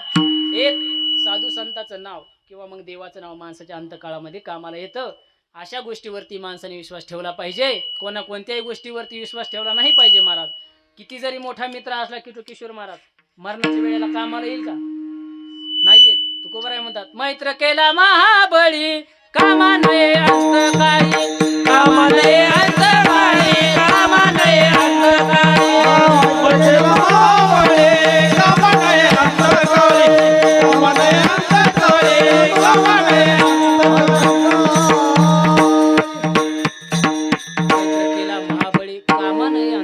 अंतकाळामध्ये कुणीच कामाला येत नाही. मग फक्त परमात्म्याचं नाव कामाला येतं महाराज. अंतकाळी ज्याच्या नाम आले मुखा, त्या आजा मेळाचं आपण सगळं दृष्टांत वाचतो. अख्खं जन्मभर महाराज पाप केलं आणि शेवटी फक्त नारायण एक नाम आलं. अंतकाळी ज्याच्या नाम आले मुखा, अशा फक्त परमात्म्याच्या नामावरती विश्वास ठेवला पाहिजे. दुसरी गोष्ट संतावरती विश्वास ठेवला पाहिजे. का हो तुकोबाराय आम्हाला सांगता तुम्ही संतावरती विश्वास ठेवा, मग तुम्ही ठेवला का विश्वास?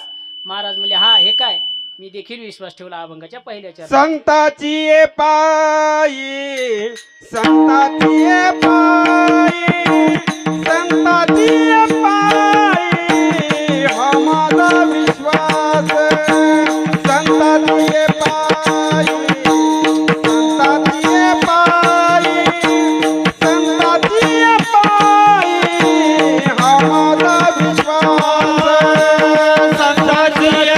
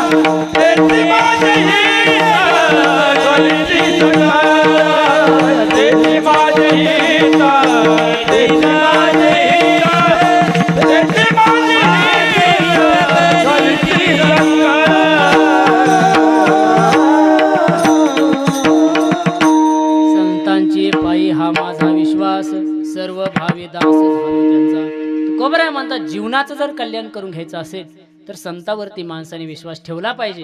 बरं का, संतावरतीच का, आपण संसारिक लोकांचा जर विचार केला आपला विश्वास असतो जनावरावर, संसारातल्या माणसावर, पण देवावर आणि संतावर आपला अजिबात विश्वास बसत नाही.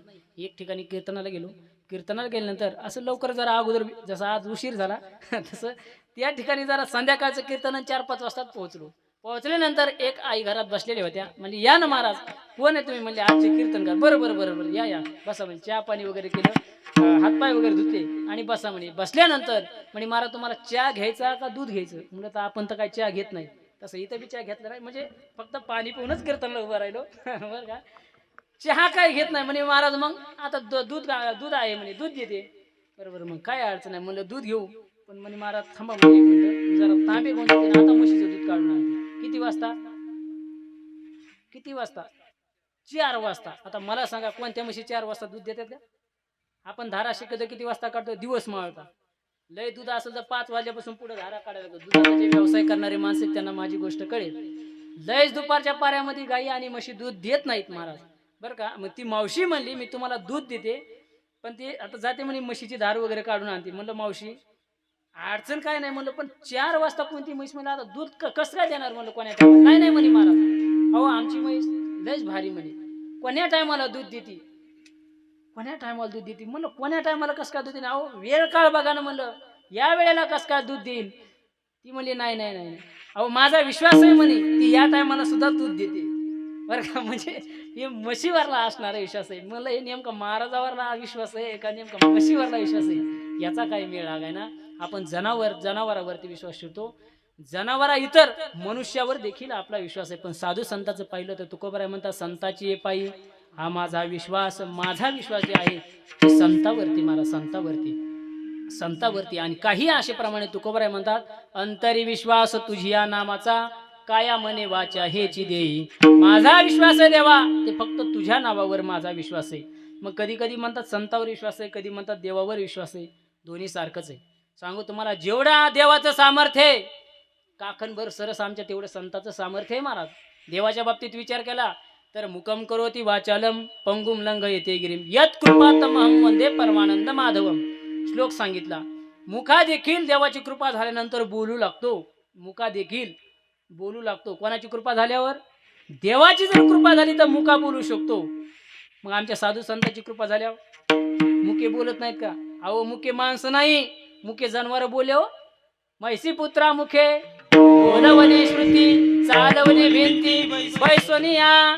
मुके जनावर बोलण्याचं काम आमच्या साधू संतांनी केलं, हे आमच्या साधू संतांचं सामर्थ्य. ज्ञानोबराय ते याच्या पुढे जाऊन बोलतात महाराज. ज्ञानोबराय म्हणतात, आपुल्या स्नेहाची वागेश्वरी, जरी मुकया ते अंगीकारी, वाचस्पतीशी करी प्रबंधुडा. ज्ञानोबराय म्हणतात, एक मुका मनुष्य मुका, आणि त्याच्यावरती आपल्या सद्गुरूची कृपा झाली. सद्गुरूची कृपा झाल्यानंतर तो मुका मनुष्य मुका राहत नाही, बोलता होतो. म्हणजे बोलका, कृपा झाल्यानंतर बोलका होतो. नुसता बोलत नाही, शास्त्र बोलतो. ज्ञानोबराय शास्त्र बोलतो, नुसतं शास्त्र बोलत नाही. तो जुना एखादा जर शास्त्रकार जाणकार जर पंडित असेल तर त्याला पैज मारून जिंकतो. हे ज्ञानोबरायचं बोलणं. म्हणजे साधू संतावरती इतका माणसाने विश्वास ठेवला पाहिजे. सद्गुरूची कृपा झाली तर मुका मनुष्य. गावबाचं उदाहरण घ्या. हा संत आपले गावबा महाराज उदाहरण घेतलं. फक्त नाथ महाराजावर असलेला विश्वास आहे महाराज. साधू संतावर जर विश्वास ठेवला तर जीवनाचं कल्याण होतं. म्हणून साधू संतावरती विश्वास ठेवला पाहिजे. संतांची पायी हा माझा विश्वास. आणि तुकोबराय म्हणतात, नुसता विश्वास ठेवला नाही तर सर्व भावे दास झालो त्यांचा. कायनं वाचन मनानं, सर्व भावानं म्हणजे कायनं वाचन मनानं मी त्यांचा दास झालो. कायनं कसं दास होता येतं? संत जाती हरी कीर्तना, त्याच्या वाहीना मोचे वाहना. ही झाली कायन सेवा. वाचन सेवा पुण्यवंत व्हावे, घेता सज्जनाची नावे, नेगे माझी वाचा तुटी मला फुकासाठी. ही झाली वाचन सेवा. आणि मनाने त्या साधू संतांचं चिंतन केलं जातं. म्हणून सर्व भावे दास झालो त्यांचा. तुकोबराय म्हणतात, मी त्यांची सेवा केली, त्यांच्यावरती विश्वास ठेवला. कशा करता? अभंगाच्या दुसऱ्या कृपा करी,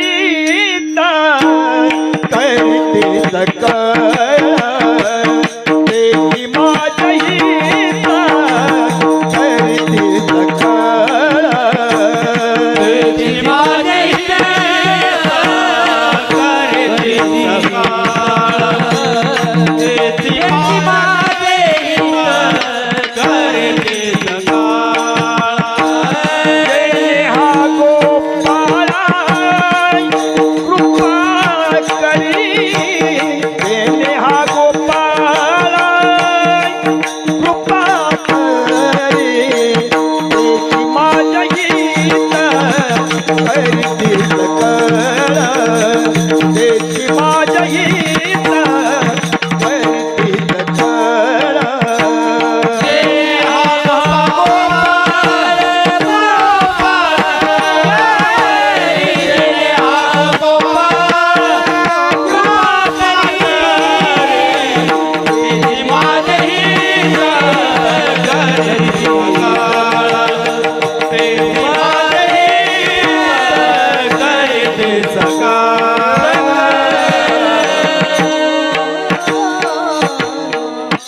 तेची माझे हित करीती सकळ जेने हा गोपाळ कृपा करी. मी आता पटपट पटपट प्रत्येक चरणाचा भाव सांगून जातो बरं का, वेळ नसल्यामुळं. आता प्रत्येक चरणावर आपण चिंतन करू शकतो. हित म्हणजे काय आहे का नाही, कोणी कोणी हित केलं याच्यावरती दृष्टांत वगैरे सगळं आपण संतांचं चरित्र सांगू शकतो. पण मोजक्या वेळेमध्ये आपल्याला सर्व अभंगाचा भाव मांडायचा आहे. आणि कीर्तनकाराने सगळ्या अभंगाचा भाव सांगितल्याशिवाय कीर्तन सोडलंही नाही पाहिजे बरं का. ही गादीची थोडी मर्यादा वगैरे आहे, जास्त सांगत नाही. तुकोबराय म्हणतात, कशा करता मी सेवा केली, कशा करता साधू संतांवरती विश्वास ठेवला. महाराज म्हणतात की त्याची माझे हित करीती सकळ. किती देवावरती विश्वास असला पाहिजे सांगूच का. एक रामायणातला प्रसंग आहे, ऐका. रामायणामध्ये जेव्हा प्रभू रामचंद्र वगैरे सीता मातेचा शोध घेण्याकरता निघतात, त्यावेळेस शबरी मातेचं आपण चिंतन करा. शबरी मातेला लहानपणी सांगितलं जातं, या ठिकाणी प्रभू रामचंद्र तुला भेटण्याकरता येणार आहेत. लहानपणी सांगितलं जातं. आणि प्रभू रामचंद्र भेटतात कधी शबरी मातेला? 2 वर्षांनी नाही महाराज, एकदम म्हातारपणात. अनेक वर्ष गेल्यानंतर प्रभू रामचंद्र भेटतात. फक्त साधू संतांवरती असलेला विश्वास नाही तर काय महाराज दुसरं. हा, साधू संतांवरती विश्वास ठेवला पाहिजे. देवावरती देखील माणसाचा विश्वास असला पाहिजे. सांगूच का. अहो, ऋष्यमुख पर्वतावर सुग्रीव होती बसलेली आणि प्रभू रामचंद्र आणि लक्ष्मण सीतामातेला धुण्याकरता निघतायत. मला हनुमानजी बघतायत, तू तरी 2 राजकुमार येत आहेत. आणि मग ते त्यांची परीक्षा वगैरे होते, तो विषय सोडून द्या. समोरासमोर आल्यानंतर हनुमंत ओळखतात की हे देव वगैरे आहेत. आणि देवाला बोलल्यानंतर हनुमंत म्हणतात, आता सीतामातेला तर शोधण्याकरता जायचंय, पण तुम्हाला सहायता वगैरे लागणार आहे. मग आपण काय करू, सगळ्या वानराचे आपण काय करू, सगळ्या वानराने घेऊन लंकेवरती आक्रमण करून सीतामातेला सोडून आणू. हा सगळा विषय झालेला आहे. तेव्हा हनुमानजी म्हणतात की देवा, ऋष्यमुख पर्वतावर सुग्रीव आहे म्हणे, सुग्रीव आहे. त्या सुग्रीवाला तुमची फार गरज आहे. अगोदर तुम्ही त्याची काय करा, थोडी मदत वगैरे करा, फार गरज आहे. देव म्हटले, हनुमंता, जो आजारी आहे त्यानं डॉक्टरकडे यायचं असतं. गोष्ट खरी खोटी? हा, जो आजारी आहे त्यानं डॉक्टरकडे यायचं असतं. देव म्हटले, हनुमंत म्हणले, बरोबर आहे म्हणले देवा तुमचं. जो आजारी त्यानं डॉक्टरकडे यायचं असतं, पण आतीच आजारी असेल तर डॉक्टरांनी देखील आजाऱ्याकडे जायचं असतं.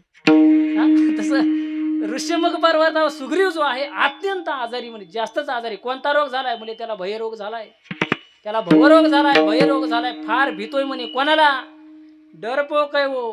कोणाला भीतोय म्हणले, त्या सांगितलेला त्याचा बुंदे त्याला भीतोय. आणि मग प्रभू रामचंद्र म्हटले, जायला काय हरकत नाही म्हणले हनुमंता, मी तर काही येणारच नाही म्हणले. हनुमंत म्हणले, तुम्ही येणार नाही पण मी घेऊन जाणार, हे 100% खरे. लक्ष्मण हसले. लक्ष्मण म्हणले, हनुमंता, अरे पण एवढा मोठा पर्वत आहे, कसं चढणं शक्य आहे? ऐका, हनुमंतराय म्हणतात, माझ्या 2 खांद्यावरती तुम्ही 2 जण बसा. एका खांद्यावरती प्रभू रामचंद्र देवा तुम्ही बसा, आणि दुसऱ्या खांद्यावरती लक्ष्मणजी बसतील. दोघांनाही उचलून मी तुम्हाला ऋष्यमुख पर्वतावर घेऊन जातो. त्यावेळेस देव म्हटले, हनुमंता, खांद्यावर बसायला हरकत नाही रे, खांद्यावर बसायला हरकत नाही. पण खांद्यावर बसल्यानंतर आणि आम्ही जर पडलो तर, खांद्यावर बसल्यावर जर आम्ही जर पडलो तर मग काय करायचं? हनुमंतराय म्हणले, अहो, लहान बालक ज्यावेळेस खांद्यावर बसत त्यावेळेस केसाला धरतच ना, तसं तुम्ही माझ्या डोक्याला धरा ना म्हणे. डोक्याला धरा म्हणे. नाहीतरी लोक एसटी मध्ये उभा राहिल्यानंतर कशाला धरते, तिथं वरी धरतेतच ना, तसं धरून चाला म्हणे तुम्ही. देव म्हणले, तसं धरायला काय हरकत नाही. लक्ष्मणजी म्हणले, अहो तसं धरू आम्ही, पण गाडीच कोसळीत. म्हणजे आपण एसटी मध्ये धरलंय, पण एसटी जर पलटी झाली तर आपण धरलेला काय उपयोग राहिला सांगा ना तुम्ही? काही उपयोग नाही. पण हनुमंतराय म्हणले, देवा तुम्ही एवढं जे बोलतायत ना, तुम्हाला यायचं नाही म्हणून डायरेक्ट सांगा. मी म्हणतोय ना तुम्ही खांद्यावर बसा, माझ्या डोक्याला धरा, पण याच्या पुढे जाऊ सांगू? अहो, ज्या देवाने एखाद्या माणसाच्या डोक्यावर हात ठेवलाय ते माणूस पडणच कसा? नाही आलं ध्यानात तुमच्या? हनुमंतराय म्हणले, अहो तुम्ही खांद्यावर बसलेत आणि तुमच्या सारख्याचा हात जर माझ्या सारख्या जर डोक्यावर असेल आणि तोच जर माणूस पडत असेल, मग बाकीच्या लोकांचं काय राहिलं? ज्याच्यावर देवाचा हात आहे तो मनुष्य शक्यतो पडू शकत नाही. हा हनुमंतरायचा असल्यावर देवावरती विश्वास आहे. साधू संत देवावरती विश्वास ठेवतात महाराज, ठेवतात. आणि तुकोबराय देखील साधू संतांवरती विश्वास ठेवला पाहिजे. आपल्याला असे भरपूर अनेक उदाहरणं सांगता येतील. कशा करता विश्वास ठेवला पाहिजे? तेची माझे हित करीती सकळ. साधू संतांना आपलं हित कळतं महाराज, हित ते करावे. देवाचे चिंतन, देवाचं चिंतन ह्याच्यातच आपलं हित आहे. आणि ते साधू संत आपल्याला सांगतात, जेने हा गोपाळ कृपा करी. चिंतन करून देव काय करतो? आपल्यावरती कृपा वगैरे करतो. आणि आणखीन काय केलं? साधू संत काय करतात? अभंगाच्या 3ऱ्या चरणात, भागली या मज वाहतील काळीये भागलिया मज वाहतील भागलिया मज वाहतिला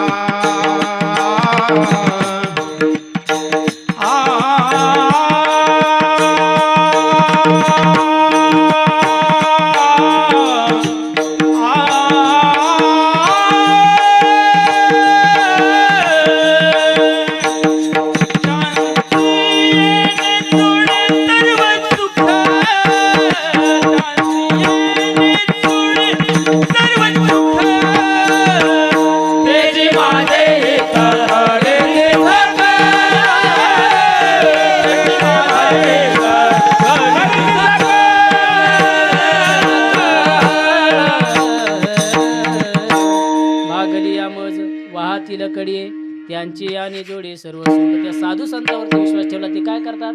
भागलिया मज वाहतील कडे. जर त्या साधकाला थकवा भागवा जर आला बरं का महाराज, त्याला जर थकवा भागवा आला तर साधू संत काय करतात? त्याला म्हणजे धीर देण्याचं कार्य करतात. तसं पाहिलं तर संसारात प्रत्येकाला थकवा येतो, संसार करतो बरं का, पण आशाला धीर देण्याचं कार्य साधू संत करतात का? अजिबात नाही. पण परमार्थामध्ये एखादा साधक जर साधना करत असेल, नुसता संसारात थकवा येत नाही महाराज, परमार्थामध्ये देखील थकवा येतो. साधना करत असताना थकवा येतो, येत नाही असं नाही. अहो संसारातला थकवा क्षणभर विश्रांती घेतली तर थकवा निघून जाईल, पण परमार्थातला देवाची जर तळमळ असेल आणि त्याच्यात जर थकवा असला तर किती विश्रांती घ्या, ते थकवा निघून जात नाही. मग साधू संत तशा साधकाला काय करतात? तशा साधकांना धीर देतात. त्यांचा थकवा घालणं म्हणजे काय? कडीवर घेणं म्हणजे काय? त्यांना समजून सांगतात, थोडे आहे थोडे आहे चित्त साई. अरे बाबा थोडं नाही, थोडी साधना कमी पडेल, थोडी साधना कर, थोडी साधना कर, तुला भगवंत प्राप्तच आहे, प्राप्तच आहे, फक्त थोडी साधना कर. भागलिया मज वाहतील कडे. आणि मग त्यांच्यामुळे काय होतं? त्यांची आणि जोडे सर्व सुख स्वरूप असणारा परमात्मा त्यांच्यामुळे आपल्याला प्राप्त होतो महाराज, प्राप्त होतं. मग आपण जीवनामध्ये काय केलं पाहिजे? तुकोबाराय म्हणतात, मी काय केलं? तुका म्हणे से सेवीन आवारी, तुका म्हणे से सेवीन आवारी, तुका म्हणे से सेवीन आवारी, म्हणे से सेवीन आवारी,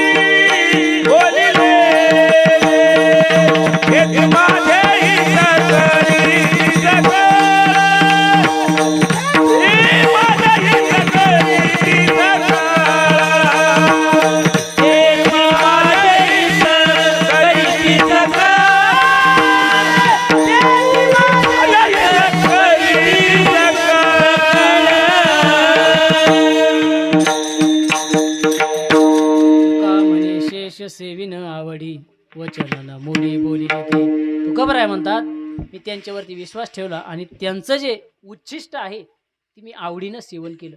तुका म्हणे शेष सेविना आवड वचन न मुडी बोलिले ते, आणि त्यांनी जे सांगितलं मी ते करत राहिलो, विश्वासाने करत राहिलो. कारण का त्याची माझे हित करीती सकळ जेणे हा गोपाळ कृपा करी.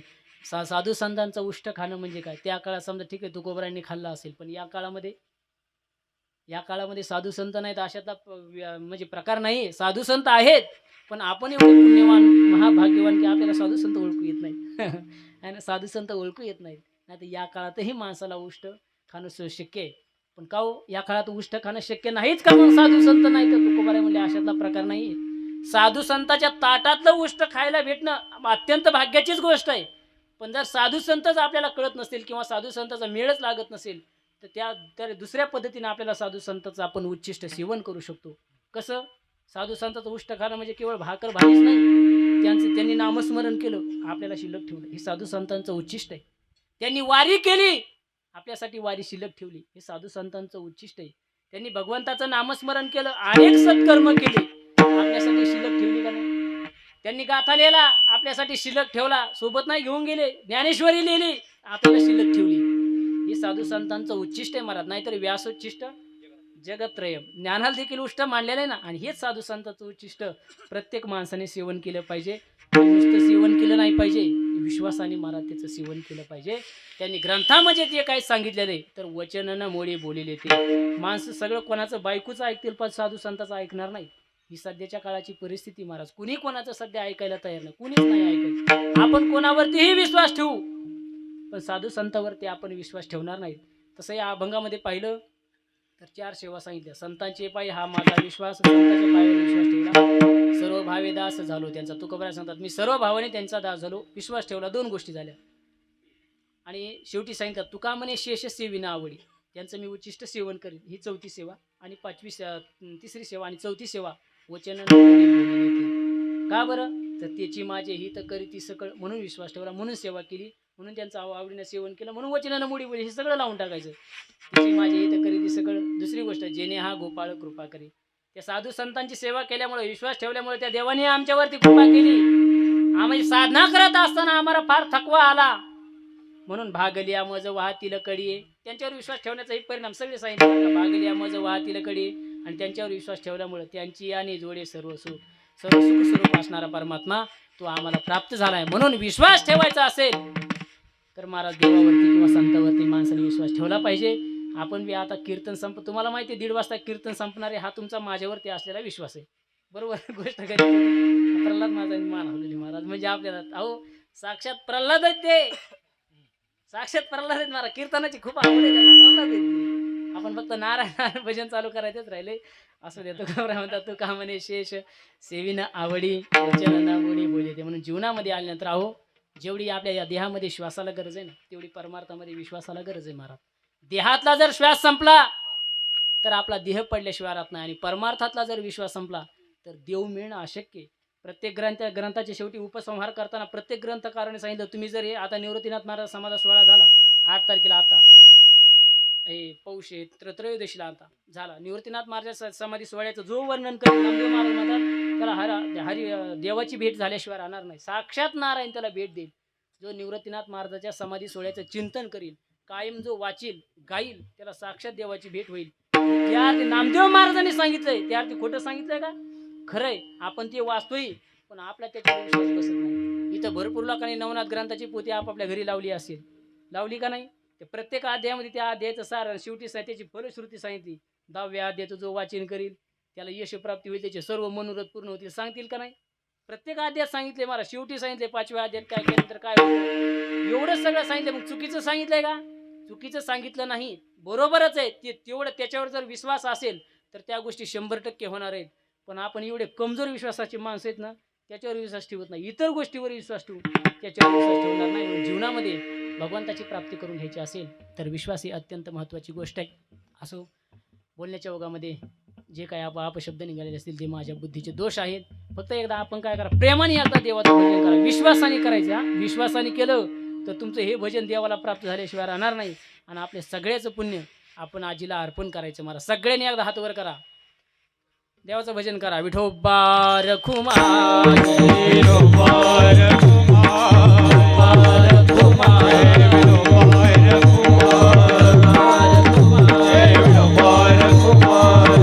तुलेले हरी का नाम विठ्ठल पांडुरंगा तुलेले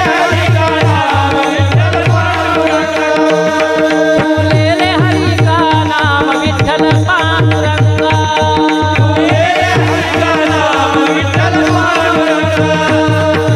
पांडुरंगा पांडुरंगा पांडुरंगा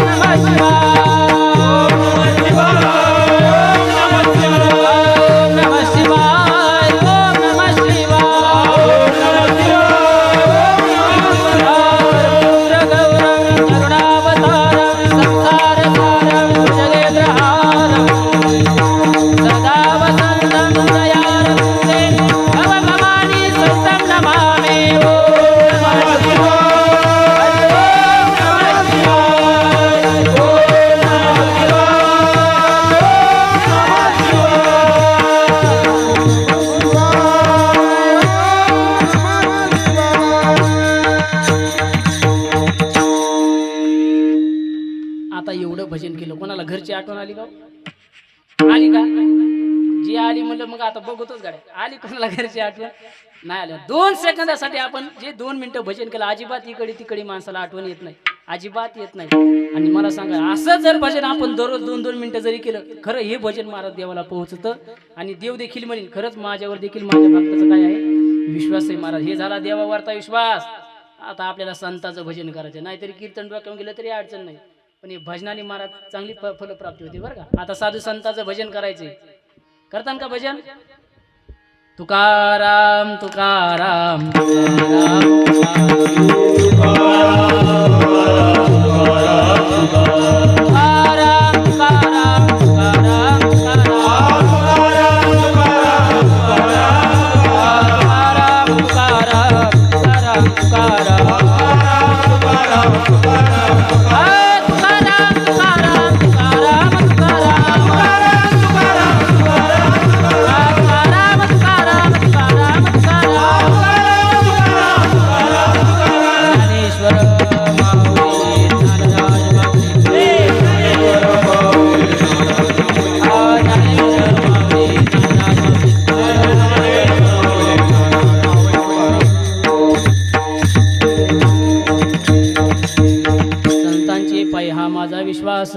सर्व भावेदास झालो त्यांचा, तेची माझी हित करी सकळ. जेणे हा गोपाळ कृपा करी, माझ्या बुद्धीला जेवढं सुचलं, जेवढं संस्थेमध्ये परमपूज्य परम आदरणीय गुरुवरी यतींद्र कुलतिलक परमहंस परिव्राजकाचार्य स्वामी भारतानंदजी महाराज यांच्याकडे 7-8 वर्ष प्रस्थांतर पूर्ण करण्याचा योग आला. जे बरोबर असेल ते सर्व त्यांचं आहे, सर्व संस्थेतील बरोबर यांचं आहे. आणि जे काही चुकीचं असेल ते माझे बुद्धीचे दोष आहेत ते माझी मला परत करा. मी जाता जाता इथं येतं नदीला पिदीला तिथं टाकून आणि चांगलं पुन्हा आहे का नाही? जे चांगलं असेल ते आपापल्या पद्धतीने घेऊन जा. आपण जीवनामध्ये एक गोष्ट ध्यानात ठेवा, प्रत्येकाचं वर्ष श्राद्ध होणार आहे, म्हणून प्रत्येकाने साधू संतावरती आणि देवावरती विश्वास ठेवणं अत्यंत महत्त्वाची गरज आहे. आज ज्यांचं वर्ष श्राद्ध आहे, आज ज्या आपल्यातून निघून गेल्या कैलासवासी सौभाग्यवती कौसल्याबाई लक्ष्मणराव सौंदाने यांचा वर्ष श्राद्धाच्या निमित्तानं सर्व अत्यंत प्रेमाची जिव्हाळ्याची रक्ताची माणसं सर्व इथं बसलेली आहेत. परिचित अपरिचित सर्वच गुणवान मंडळी महाराज मंडळी या कीर्तनाला उपस्थित आहेत. असं अचानक आमंत्रण आल्यामुळं तुम्ही लवकर आले कीर्तनाला, पण मला उशिरा आमंत्रण मिळाल्यामुळं तर मला उशीर झाला, त्याबद्दल मला क्षमा करा. असं क्षमा करतात अशी अपेक्षाता आहेत आणि केलंच तुम्ही असं आहे का नाही, असं समजून चलतो मी आता कीर्तनाला उपस्थित. हरिभक्ती पारायण कृष्णा महाराज डोंगरी कीर्तन. जीवनामध्ये आल्यानंतर एक गोष्ट ध्यानात ठेवा, साधू संतांच्या हाताखाली माणसाने कमीत कमी 2-4 वर्ष तरी काढलेच पाहिजे बघा. विद्यार्थी काढलेच पाहिजे, त्याच्याशिवाय जीवन साफल्य होत नाही. नाही तर आपण इकडे तिकडे फिरणारे अनेक असे भटकंती लोक पाहतो, पण परंपरेचं ज्ञान काय असतं ते काय आगळा वेगळाच रस असतो प्रल्हाद महाराज बरं का. हे आगळं वेगळं असतं. आणि 4 वर्ष परंपरेने त्यांच्याकडे ज्यांनी ग्रंथांचं अध्ययन केलं महाराज, निष्काम कर्मयोगी असणारे श्री हरिभक्ती पारायण परमपूज्य परम आदरणीय राऊत बाबा यांच्याकडे ज्यांनी अभ्यास केला, आमचे परमित्र किशोर महाराज उगले, त्यांनाही धन्यवाद. खरं त्या आजीला आज आनंद होत असेल बरं का, त्यांच्यामुळं एवढी संत मांदियाळी या ठिकाणी जमा झालेली आहे. आणि नक्कीच आपण हे केलेलं जे पुण्य आहे त्यांना आपण अर्पण केल्याशिवाय राहणार नाही. तुम्ही म्हणता महाराज गंगा वर्ष श्राद्धाची पूजा वगैरे झाली, कीर्तन किम निमित्ताने एवढं संत मांदियाळी एवढा किशोर महाराजांनी खर्चच कशाला केला मला मेळ लागत नाही. पूजा वगैरे झाली ना, हे कशाला, तर कर्मशास्त्राचा एक नियम आहे बरं का. कर्मशास्त्राचा असा नियम आहे, किती जरी मोठं कर्म वेदविहित कर्म जरी केलं तर कर्म धर्म नव्हती सांग उण्या अंगे पतन. किती कर्म सांग किती जरी चांगल्या पद्धतीने करण्यात ठरवलं तर काही ना काही उन्ह राहत असते. थोडक्यात सांगायचं म्हणजे ब्राह्मण देवतांनी सांगितलं आचमन करायला पाणी घ्या, आणि आपण जर आचमन करायला पाणी घेतलं तर ते पाणी घेण्याचा विधी सांगितलेला. माणसाने तळ हातामध्ये पाणी आचमन करण्याकरता किती घेतलं पाहिजे. नाथ महाराज म्हणतात एक उडीद भिजेल इतकंच पाणी आचमनाकरता घेतलं पाहिजे. यजमान लोक बक्कन तांब्या उचलेत की घोट भरून असं कुठं आचमन असतं, हे गुळणा करण्याचं पाणी घेण्यासारखं झालं महाराज. आणि जर असं चुकीचं जर आचमन झालं तर नाथ महाराज म्हणतात मदिरा पान केल्याचं पातक त्या यजमानाला लागतं महाराज. जर ब्राह्मण देवतेकून जर काय समजा एखादा थोडा मंत्र वगैरे हुकला, आता त्याच्यामध्ये काय रस्व दीर्घ स्वरित अनुस्वरित रस्व दीर्घ प्लुत उदात्त अनुदात्त अनुनासिक अननुनासिक अनेक प्रकारचे असे भेद आहेत सांगितलेले. असे भेद आहेत. ते मंत्र म्हणत असताना थोडा जरी उदात्त अनुदात्त झालं तर त्याचे दोष यजमान लागतात, ब्राह्मण देवतेला लागत नाहीत. गोष्ट ध्यानात धरा. आणि मग ते यजमानाचे सगळे दोष माथीला गुन्हेत. मग एक साधू संतांनी एक परंपरा काढली की ही एक अशी परंपरा आहे, कीर्तन परंपरा, ही भजन परंपरा एक अशी परंपरा आहे, जरी समजा पुढे दांड पाडले खड्डे बिड्डे जर राहिले तरी भक्तिरूपी काय करते पाणी सर्व खड्डे बुजून टाकण्याचं काम हे आमचं हे कीर्तन मार्ग करतो महाराज. म्हणून वर्ष श्राद्धाविषयी कीर्तन प्रत्येकाने ठेवलं पाहिजे. माझं ठेवावं अशा काय प्रकार आहे का नाही, कीर्तन ठेवलं पाहिजे एवढी मात्र नक्की गोष्ट खरी. भजन केलं पाहिजे आणि त्यातून हे जे निर्माण होणारं पुण्य त्यांना जर कमी पडलं तर त्यांना हे सर्व पुण्य महाराज लागत असतं. आपण आता जास्त विषय सांगत नाही, पण आपण पांडव प्रताप वगैरे पहा, त्याच्यामध्ये वरच्या पूर्वजांना हे देण्यासाठी पुण्य वगैरे देण्यासाठी खाली पांडवांनी यज्ञ वगैरे केलेले आहेत. जास्त काही बोलत नाही, म्हणून ज्यांच्या निमित्ताने ही कीर्तन सेवा झाली, कौशल्याबाई लक्ष्मणराव सौंदाने वर्ष श्राद्धाच्या निमित्ताने सेवा झाली, त्यांना नक्कीच 100% स्वर्गामध्ये देवात जागा भेटल्याशिवाय राहणार नाही. असो, जास्त बोलत नाही. बोलण्याच्या ओघामध्ये काही चुकीचं जर बोललं असेल तर परत मला क्षमा करा. न्यूनते पुरते अधिकते सरते करुणे घ्यावे तुम्ही विनवित वसे करा क्षमा अपराध महाराज तुम्ही सिद्ध विठ्ठल जय जय विठ्ठल.